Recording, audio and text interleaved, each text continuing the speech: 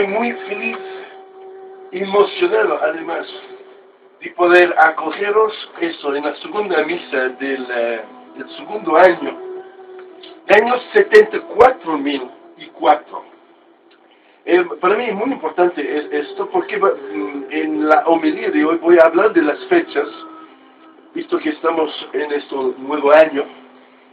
Pero un nuevo año 2014, para uno como yo que no creo en el cristianismo, no reniego el hecho que mucha gente lo puede hacer y va muy bien de poder hacerlo, pero porque tengo a medir mi vida en función del nacimiento de una persona que para mí no es tan importante. Y entonces, una reflexión que yo he hecho, y además he hecho públicamente, porque lo he puesto en Facebook, el día 1 de enero, mostrando que muchas otras civilizaciones tienen muchas otras fechas. Los judíos en este momento están en el 6.400 y pico, los árabes o musulmanes, árabes musulmanes son en el 1440 o 50. Algunos indios en los Andes están ya pasado el 12.000. Los chinos están en 5.300. Y si uno hace la cuenta de todas estas civilizaciones y religiones, se ve que 3/4 de la planeta no están en 2014, son en otras fechas. Y es un poco lástima, en mi opinión, que nuestra planeta, que es tan pequeña finalmente, si uno mira a nivel del universo, somos nadie, que no podemos tampoco juntos ponernos de acuerdo en qué año estamos. Entonces, yo he hecho una propuesta, y lo he hecho en Facebook, y la cosa increíble, pero que me ha hecho un gran placer, es que más de 100.000 personas en 4 días han entrado en este post de Facebook y con cientos de comentarios, gente extremadamente enfadada, insultándome y todo, por el hecho de no respetar el 2014 en Jesús. Otras personas dicen, pero usted está buscando cosas complicadas porque yo no creo en Dios, pero me va bien el 2014. Bueno, había toda una serie de opiniones y artículos diferentes. Por favor, sí. Y entonces vamos a hablar un poco de esto y por qué yo aquí en esta pequeña iglesia considero que estamos en el 74.004. Entonces, habéis pasado de la puerta como estas personas ahora mismo y pasando la puerta han pasado del 2014 al 74.004.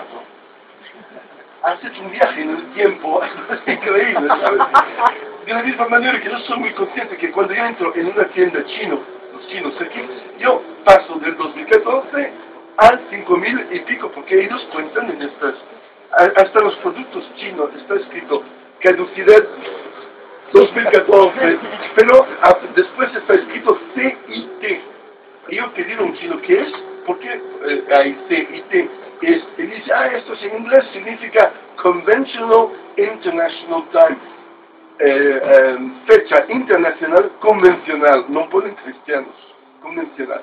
Lo que significa que las convenciones pueden ser cambiadas y a lo mejor un día que habrá más poder los chinos, vamos a entrar todos en el 5.000 y pico. Pero hoy, la primera vez de más de un año, voy a hablar de alguien que no está en las paredes y no van a figurar en las paredes, porque la verdad es que no me gusta mucho. Incluso, muy ambigua, a lo mejor no me gusta nada, pero soy todavía confuso. Y voy a hablar de un personaje que en estas horas está luchando por su vida en un hospital en Israel. Estoy hablando de Ariel Sharon. Entonces, Ariel Sharon en una iglesia católica y dedicado más que todo a una cierta ironía, puede parecer muy contradictorio, pero quiero hablar de una anécdota de mi vida y a lo mejor de esta manera se entiende un poco más por qué voy a decir esto. Como pues mucha gente sabe, yo vengo de una familia de circo y por muchas generaciones trabajando en todo el mundo. Y en una época de mi vida, en mi juventud, yo he trabajado con mis padres en un espectáculo de circo tradicional de malabarista y también de fantasía y de payasos. Y con mis padres fue un periodo donde hemos trabajado mucho en Israel, en los años 70. Am, no, por otra razón, porque en Israel en este momento había trabajo para la gente de circo.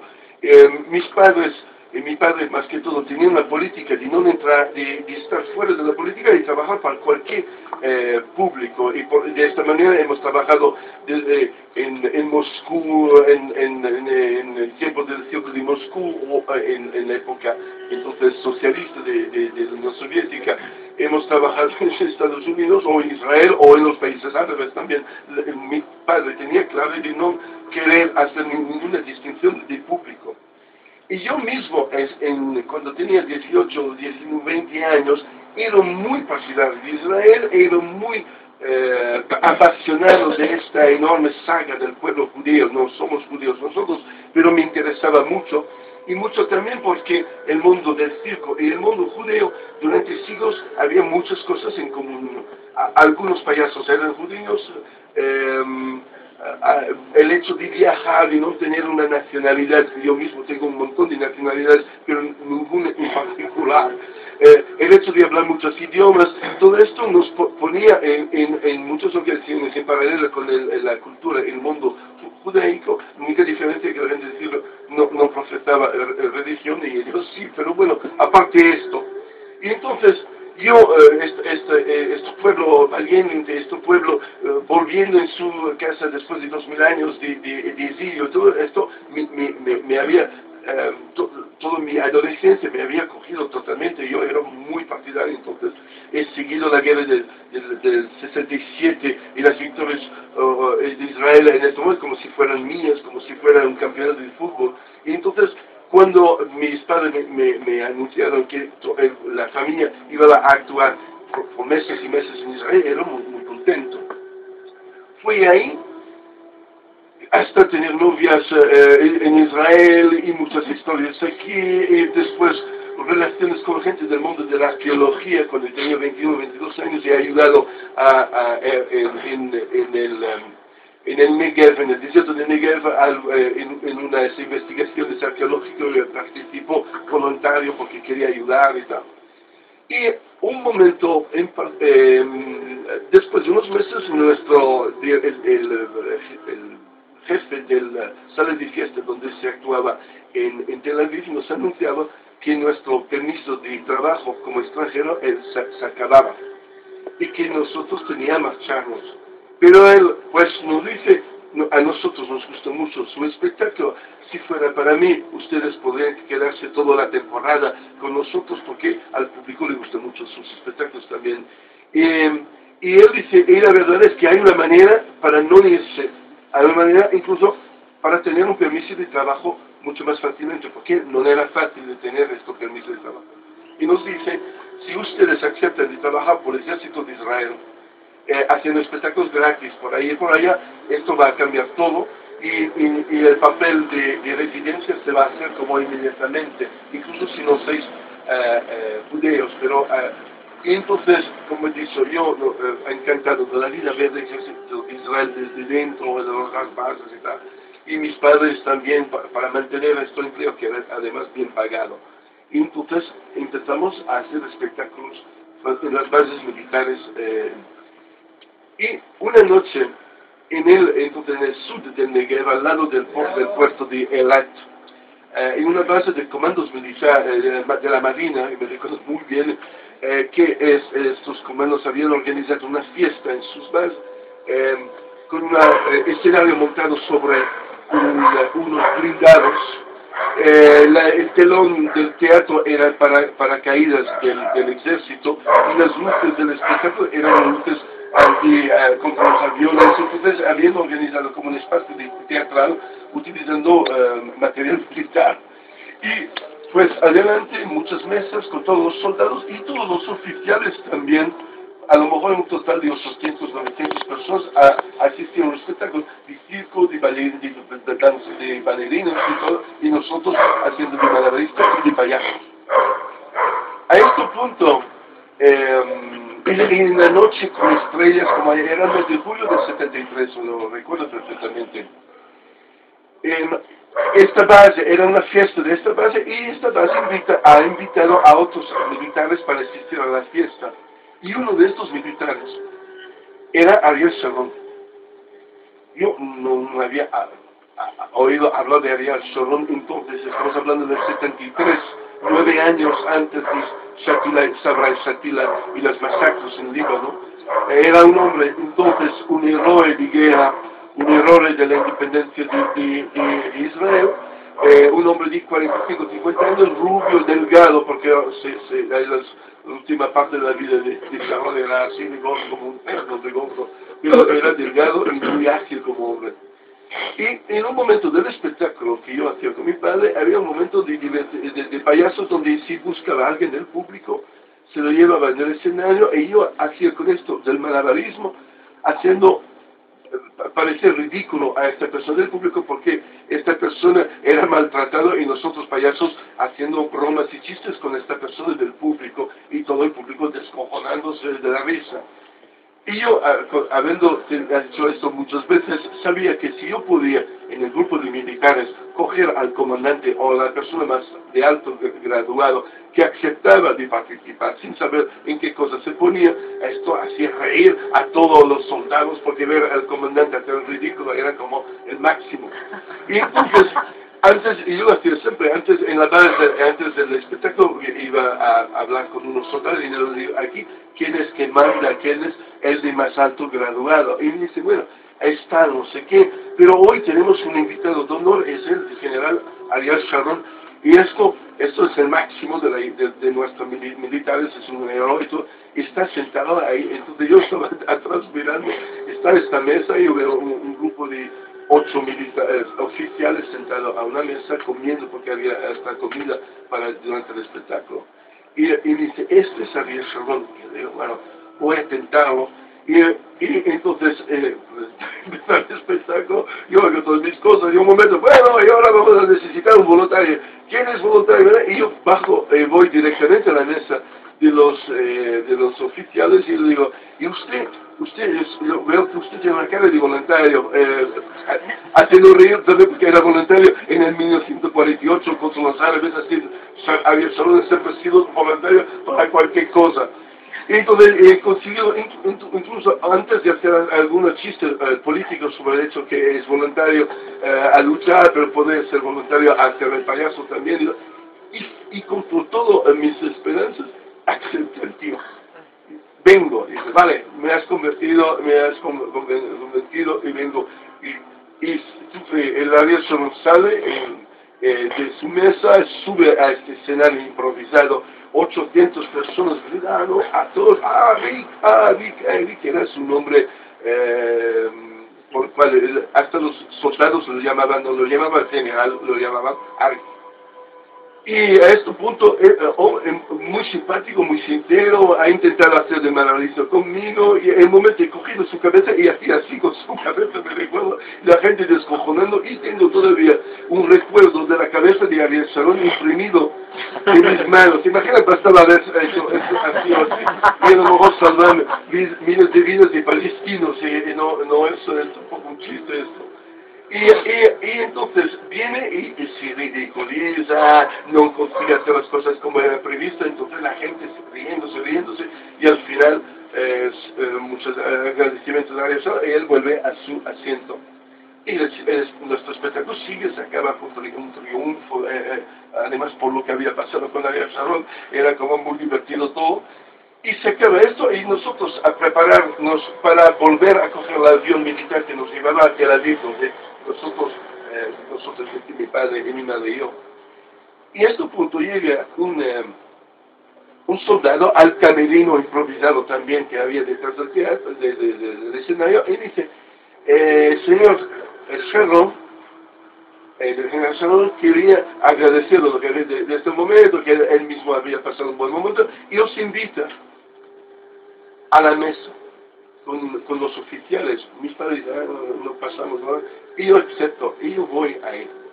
Y entonces, a medianoche, mes de julio, en el desierto de Negev, con todas las estrellas encima, sentado ahí, y todos 8 oficiales y yo, Y habían dicho, tú eres listo, me has ridiculizado, pero has hecho bien y tal, y hay que divertirse en la vida, ya bueno, una especie de pequeño cumplimiento. Y inmediatamente después me dice, pero ¿eres judío? Y yo digo, no, qué lástima, me dice, qué lástima. Y dice, qué lástima porque, y dice, ¿y te gusta Israel? Y dice, sí, sí, me encanta, sí, sí, sí, me encanta. Solo que tú lo vas a ver con tus ojos y yo voy a ver con mis ojos, me dice. Las palabras que voy a repetir son las palabras que me recuerdo de la conversación, no de las palabras de Ariel Sharon. Y dice, porque tú ves la Israel lo que hay ahora, pero yo veo el mismo que el tuyo, pero tengo en mis ojos un otro Israel, que es el Israel de la Biblia, de mi pueblo, es el Israel de Dios. Y tú, esto, visto que no es judío, no lo puedes ver esto, pero yo lo veo. Y empezar hablar de su visión de cómo y tal. Y yo ahora mismo he vuelto ayer a mirar un poco la vida de Ariel Sharon y la verdad es que no es su nombre. Su nombre, como casi todos los judíos, han cambiado sus nombres para judaizar su nombre. Él se llamaba Shinerman. La familia era rusa, como muchos de los judíos, 80% de los judíos ahí vienen de Polonia o de Rusia. Y Ashkenazis se llaman la población. Y él nació en 1928. Era lo que se llama Sabra, es decir, cuando una familia sionista se trasladaba antes de la Segunda Guerra Mundial, antes de Hitler y todo esto, cuando empezaba la inmigración en lo que era el mandato británico de Palestina y antes en el Imperio Turco, eran muchos entonces rusos, pero cambiaba su nombre y los bebés que nacían ahí se llamaban Sabra, eran la primera generación que volvía a nacer en Israel en su manera de ver el mundo. Y entonces él era Sabra, a la diferencia de los inmigrantes que han venido después de la Segunda Guerra Mundial, y entonces como más relacionada con estas tierras, y muy joven, a poco más de 20 años en la Guerra de la Independencia y tal, ha tenido un papel enorme, ha creado la Unidad 101, que son los peores, los más duros, un grupo de soldados de élite judíos que atacaban a los palestinos y utilizaban todos los medios posibles para triunfar. Entonces este hombre, con esta carga emocional y esta carga también política, empieza a hablar y habla. Yo estoy sentado, estoy comiendo una comida que me habían dado y los otros oficiales escuchando él hablar. Y dice, yo soy la reencarnación del general Saúl. Lo dice con toda normalidad a mí. Y dice, tú no tampoco sabes lo que es. Bueno, algo de sí, mal. Saúl era nuestro, del mundo de Israel, del bíblica, nuestro estratego, mejor en nuestro soldado, en nuestro general, más astuto. Y hay momentos de mi vida donde yo he oído la voz de Saúl, diciéndome, tú tienes que hacer esto, tú tienes que ir por ahí, tú tienes que atacar por ahí. Y me dice, y tengo sensaciones increíbles que yo caminando en colinas donde nunca había sido antes, lo conocía perfectamente, porque como reencarnación, mi cuerpo se recordaba de... Entonces, todo esto sin ningún tipo de ironía y sin ningún tipo de divertimiento, era sincero. Me dice que en el 56, en las batallas de 56, sus mejores ataques eran con el Talmud de la Biblia en mano, utilizando las mismas estrategias. Y sintiendo entonces atrás con una especie de ángel de general Saúl que le apoyaba y los otros oficiales, escuchándolo religiosamente, estaban ahí en admiración, y yo mismo en esta época, como he dicho, era muy en favor de Israel, entonces escuchando esto, mesiánico esta visión. Después nos dice, Leo, yo puedo matar, yo puedo mentir, puedo traicionar hasta mi madre si Dios me lo pide. Y si Dios me lo pide, haré cualquier cosa para defender esta nuestra tierra que Dios nos ha dado. Y yo soy Zahal. significa espada. El ejército de Israel se llama la Tzahal, la espada de Dios. Y de ahí dice, yo soy Tzahal. Entonces conocía algo de la idioma hebrea. Y entonces me hablaba en inglés, pero después a los oficiales hablaba en hebreo a los oficiales. Y él dice, yo soy la espada de Dios, y esta espada puede caer en cualquier... Y lo decía todo esto con total y absoluta convicción. No era un poste, no era no, era una sinceridad total. Y entonces me quedo una hora a la mesa con ellos, después nos convocaron para coger el avión y volver a Tel Aviv. Y esto me quedo con muchas otras historias que me pasaron en Israel, muchísimas historias, hasta un ataque de palestinos en la embajada americana. Yo estuve en la embajada americana cuando atacaron esto también en el verano del 73, y vi cosas ahí terrificantes. Pero esta conversación me quedado en la cabeza. Después, un mes después que yo he vuelto en Europa, fue la guerra del Kippur en el 73, donde otra vez este general Sharon se ha cubierto de gloria, ha contraatacado a los egipcios, iba hasta el Cairo, había cruzado el canal de Suez con sus blindados. Entonces, bueno, otro acto increíble de una temeridad y de una valentía sin fin. Y todavía en este momento yo tenía pocos meses antes la visión de esta noche con la Sharon, todavía estaba totalmente en favor de este ataque increíble. Pero lentamente las cosas se gastaron. Empezó yo del otro lado a conocer palestinos aquí en Europa, he conocido el otro narrativa de la historia, y siempre más esta narrativa empezó a pensar, pero esto es la verdad, lo que los palestinos me dicen y no lo que yo había oído ahí en Israel. Y además lo que los palestinos me decían, en lo que yo había visto en Israel, las cosas malas que yo había visto en Israel, incluso en la época del encuentro de Sharon, empezó solo a tener otro sentido, y empezó a tener un cambio radical de mi posición.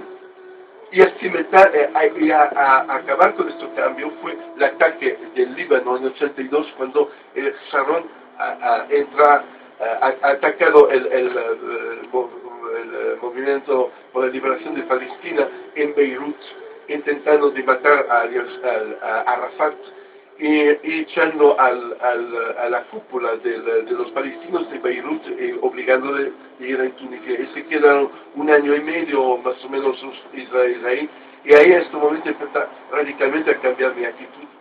Y en este momento llega la historia de Sabra y Shatila. Es importante recordar que pasó ahí. Los palestinos viven en campos de refugiados desde el 48, y esto en los países árabes no les dejan de verdad salir de ahí por razones políticas y por muchas otras razones también religiosas. Entonces, en un campo en Beirut, en el campo de refugiados de palestinos que se llamaba Sabra Shatila,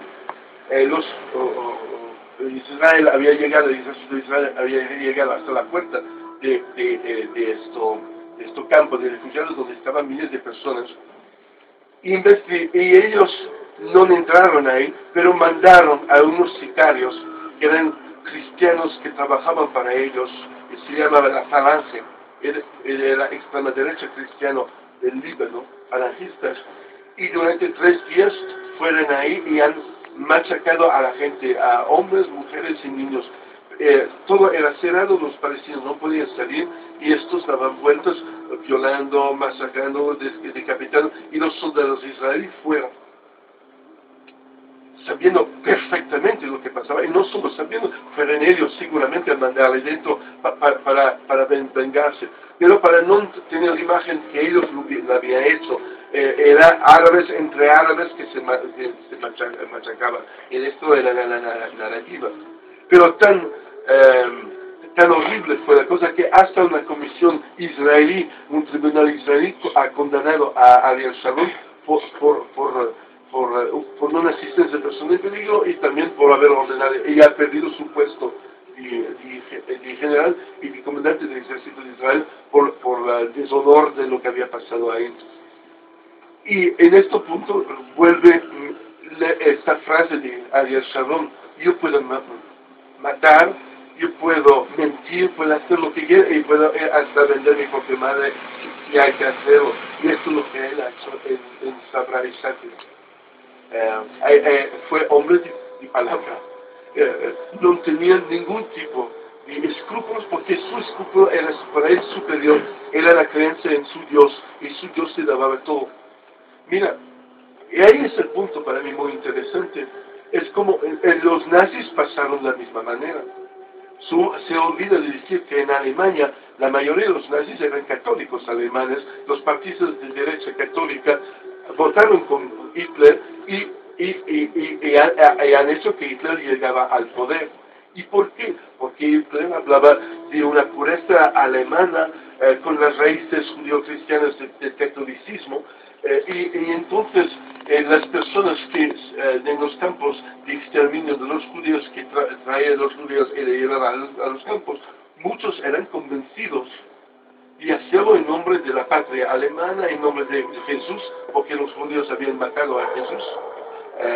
Hacerlo con el aval y el apoyo de las autoridades eclesiásticas alemanes, porque no se habla de todo esto, pero estaban los cardenales, los obispos y todo estaban ahí y sabían muy bien lo que pasaba, y ni uno ha dicho mu, al contrario. Y entonces, ¿por qué hago el paralelismo? Cuando una persona tiene fe absoluta en un Dios y no tiene ni un momento de duda, puede con buenas intenciones transformarse en un criminal y matar a 6 millones de personas en los campos de exterminio, o dejar matar a por lo menos 1.800 o 2.000 personas en los campos, con toda la serenidad de su propia conciencia. Ariel Sharon en estos momentos son las últimas horas de su vida, 8 años en coma, pero seguro que antes del coma no tenía ninguna duda de su conciencia. Con todas las cosas que él había hecho, lo había hecho por la razón superior, para obedecer a esta voz interior del general Saúl, de su reencarnación, y obedecer por encima de todo a la voz de Dios que había regalado estas tierras al pueblo de Israel. Y eso es donde volvemos al pato de plástico, porque el pato de plástico intentamos de hacer, que es muy difícil decir que el pato de plástico te ha dicho de hacer algo. Parece gilipollas como a muchas personas. Yo digo, mi pato me ha dicho yo que tengo que examinar todo este barrio así, la gente se muera.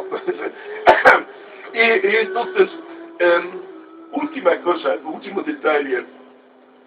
Esta historia, he tenido ganas de contarlo, esta historia, y además lo hacemos en streaming, entonces no es solo para los 14 personas que están aquí, pero también las personas que lo pueden después o ver en directo, o además verlo en una biblioteca de las misas que estamos haciendo y que se puede volver a escuchar.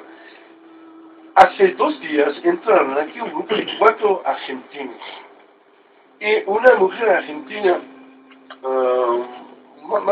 más años que yo, más cerca de 70 que de 60, muy seguro de sí misma, una persona además con ojos extremadamente inteligente, nos haciendo preguntas inteligentes y tal y todo.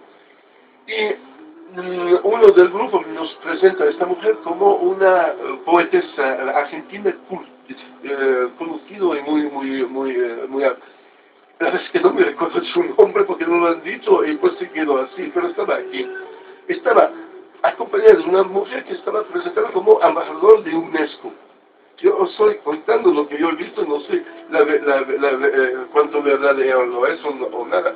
Ellos son argentinos, pero bueno, entran ahí y después dan la vuelta y uno del grupo dice, nosotros somos judíos argentinos y yo conozco sus espectáculos, una vez más dado un pacto, estoy muy contento de venir aquí, y cuando han pasado atrás, la gente que no sabe, hay un Belén atrás dedicado a la Palestina, y después puedes hoy lo vamos a tener abierto toda la tarde. Cuando han visto esto, había como ha dado un efecto de ver a los soldados israelíes, porque tenemos ahí soldados israelíes con los palestinos detenidos y tal. Y entonces, Bueno, es un punto de vista. Yo veo que la mujer era un poco molestada un poco de haber, le gustaba mucho esta parte, menos la parte de atrás. Y yo empecé a hablar de esto, de cómo yo había conocido a Israel, que no era judío, pero que tenía mis opiniones y esto Belén expresaba estas opiniones. Y después he hablado un poco porque he visto que esta mujer conocía mucho de la historia de Israel, mucho, y empezó a hablar de eso, de que había conocido a Ariel Sharon. Y entonces, ella dijo, y que Ariel Sharon me dijo que él era el reencarnación de Saúl. Y ella me dice, normal que tú lo dices esto. ¿Por qué? Porque el general Saúl está conocido por sus poderes de hechizo. Porque es uno de los puntos esenciales de la visión cabalística del mundo judío. Tú para conocer estas cosas tú tienes que ser muy judía. Y ella dice, yo he penetrado mucho este mundo. Y ella me dice, y tú sabes que si Ariel Sharon ahora está muriendo y que ha pasado sus últimos 8 años en coma, es por un hechizo. Esto no lo sabía absolutamente. Y se llama el pulso di Norena. Dinora. Dinora o Dinora. Yo fui a buscarlo en Google, en TikTok. Hay un vídeo de unos rabinos en el norte de Israel hace entonces en el 2004, 2005, diciendo cosas terribles contra Ariel Sharon, pidiendo a los ángeles de la muerte de cogerlo, de llevarlo y negar todo el bien que ha hecho en ese mundo y ver solo el malo que ha hecho y que él viene danado para siempre también. Yo ayer por la noche he visto en YouTube esta cosa, pero parece de una película de los Harry Potter o algo así. Es una ceremonia de maldición del cabalístico, hecho en la naturaleza, hecho aliado de una hoguera. Y parece que 2 semanas más tarde viene el ictus cerebral y ha caído en coma. Y parece que le habían hecho a Rabin también antes de su asesino. Y que bueno, lo han hecho a algunas otras personas. A Hugo Chávez le han hecho también el mismo. ¿Y por qué? Porque Ariel Sharon había devuelto algunas tierras en Gaza. Y que para ellos, como Dios ha regalado una tierra, uno no puede regalar después esa tierra a otra raza. El problema es que por esto, mundo cabalístico, la tierra de Israel es todo lo que hay entre el Nilo y el Tigris. Es por eso la bandera de Israel, las dos cosas azules que hay arriba y abajo, son 2 ríos. Y entonces, la tierra de Jerez, Israel, es casi todo el Medio Oriente. Entonces, bueno, y entonces, ¿qué estoy diciendo en esto? Esta dimensión, esta mujer sentada ahí, diciéndome estas cosas, en mi opinión, ella racional y ella sabiendo esta cosa por un interés artístico, pero quién sabe. Y esta fuerza de creer, fuerza y sin duda, que permite ir hasta la magia negra. Todo esto es súper misterioso, pero radicalmente contrario a lo que se defiende aquí, donde la ironía y la comicidad es una manera de luchar contra esta visión negra y esta visión tan absolutista. Es relativizar las cosas. Y aquí también en España, si uno escucha bien a Rocco Varela o el obispo de Granada y muchos otros, el obispo de Alcalá de Henares, ellos luchan contra el relativismo porque ellos también quieren volver a este mundo con estas certidumbres total y absoluto. Y creo que Gallardón está totalmente dentro de esta cosa y puede entenderlo perfectamente. A ver si pedimos a los rabinos a hacer un baile del curso contra Gallardón, a ver lo que va a pasar. Entonces, es un mundo extremadamente seguro, duro, absolutista. Los payasos, los cómicos, la comicidad, hay siempre luchado contra esto. Y entonces este pequeño lugar es una manera de recordar lo que es el relativismo en su aspecto más humano y más humanista. Para acabar, 74.004, estamos entonces entrando en el 74.004. ¿Por qué? Hace 4 años hacía esta misma reflexión. ¿En qué año estamos? Visto que yo no quiero vivir en un año dominado por el nacimiento de Jesús.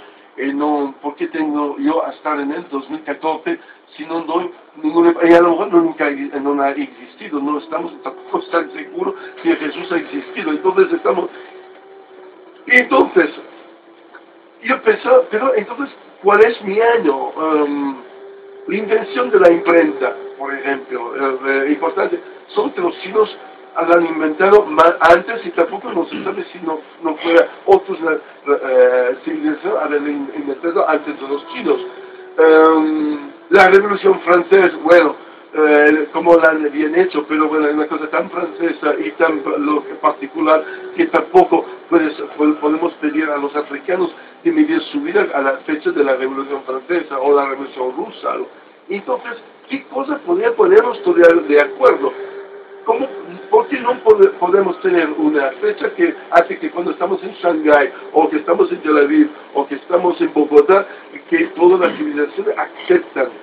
Y no por un acto de colonialismo, de aceptar porque eran los más fuertes y hay que aceptarlo porque así es. Entonces, empezó a hablar, pues, y en el momento donde yo pensaba en todo esto, yo discuto textos sobre las primeras obras de arte de la planeta y del arte rupestre y por ejemplo esta está impolado menos la posición la Venus de Wallendorf, si no me equivoco, tiene 60.000 años esta imitación pero esta misma tamaño. Y si uno lo ve de muy cerca, es una mujer, una diosa de la fecundidad gorda, pero muy bien hecho con el pelo y todo, y las tetas grandes, con las manos sobre las tetas, muy bien proporcionado. 60.000 años atrás alguien ha cogido un trozo de piedra y ha sacado esto. Esto no es un mono que ha hecho esto, es una persona con inteligencia, una persona con visión de la vida, con seguramente una espiritualidad denso y fuerte, y con un conocimiento, porque está muy bien hecho. Pero hablando a un arqueólogo me dice, pero hay más, hay en Namibia, por ejemplo, en las cuevas de Namibia, yo mismo he visto un antílope de hace 74.000 años, y bien dibujado, 74.000 años. Y yo digo, ¿y más antiguo? No, y la verdad es que es el más antiguo que hasta ahora hemos encontrado. Y es muy antiguo, porque significa antes de la salida de los homonoides desde África que colonizaron Europa, bueno, en un momento extremadamente antiguo de la planeta, pero pintaban. Y además podían observar un animal y reproducirlo de una manera perfecta. Y mira, 74.000 años más tarde están todavía en la pared, entonces hasta la pintura. Si tú compras en Leroy Merlin una pintura, no estoy seguro que 74.000 años más tarde la pintura acrílica se quedará, pero esto se ha quedado. Y entonces, y empezó a dar vueltas a eso, y dice, esto es mi mundo. Esta persona, hombre o mujer que ha hecho este dibujo, es una persona con la cual yo podía hablar. Es una persona con la cual me tendría ganas de saber por qué la ha hecho, cuál era el sentido, cuál era la motivación. Y entonces es de mi mundo. Y esto, punto de vista, entonces, si ellos son de mi mundo, significa que hay una continuidad desde entonces, desde todas las épocas, de todas las civilizaciones, todos los colores humanos, porque tampoco sabemos si eran blancos o negros los habitantes de entonces, no se sabe el color. Muy posible que eran parecidos a los aborígenes australianos, porque a lo mejor los australianos es lo que se queda de las poblaciones más antiguas de la planeta.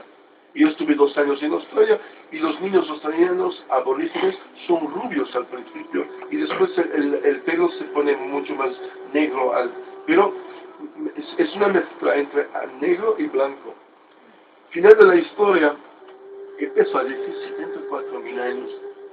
Qué placer de pensar que sigo vivo en 74.000 años, en vez de 2014, que parecía como todo pequeño. 74.000 años, que da un respiro, una dimensión. Es como en un film de ciencia ficción, ¿sabes? Viven en el año 2500 o 3000, una mierda, al lado de 74.000, es la ciencia ficción más absoluta y total. Y al lado, y con los iPads que nos permite demandar internet y todo, 74.000 años después del antílope, es todo un desarrollo de la misma cosa. Y entonces, y a este punto, si estos son homínidos,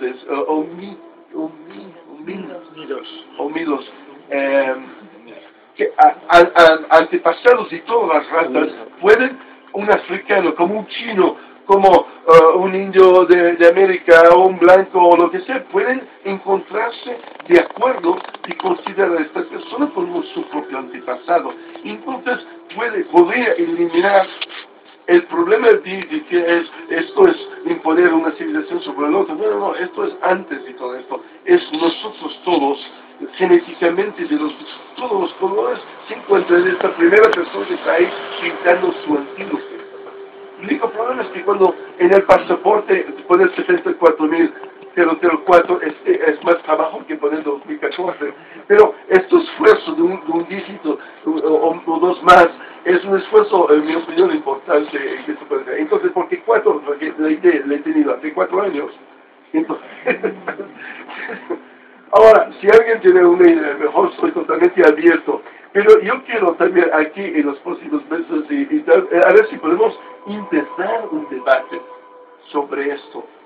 ¿Qué podría ser la fecha que podría poner todas las civilizaciones, todas las religiones y todas las razas de acuerdo?